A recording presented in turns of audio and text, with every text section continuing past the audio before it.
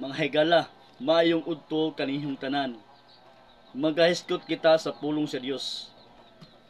Ang pulong sa Dios makita sa Episo 2:13. Episo 2:13 atong pagkabasahon. Apan karon nga kamo nahiusa kang Kristo Jesus, kamong nahilayo kaniadto, nahiduol na pinaagi sa dugo ni Kristo.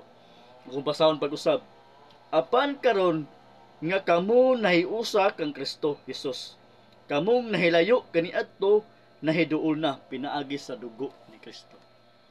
Muni mga higala, kaniadto mga higala, layo kita at atubangan ug layo kita sa himaya sa Dios.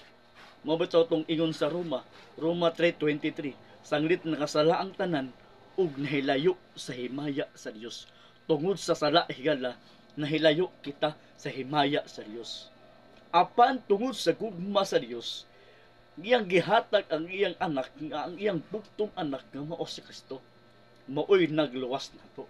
Maoy naghugas sa atong tanan nga mga kalapasan, mga kasalanan, mga higala. Si Kristo mo'y naghugas pinaagi sa dugo.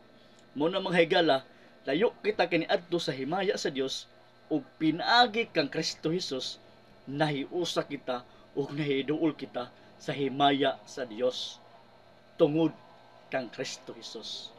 Mo na mga higala, atong pasalamatan ang Dios sa atong kinabuhi. Atong daygon si Kristo sa atong kinabuhi. Pinaagi kang Kristo, pinaagi kang Kristo, nakabaton kita og kaluwasan.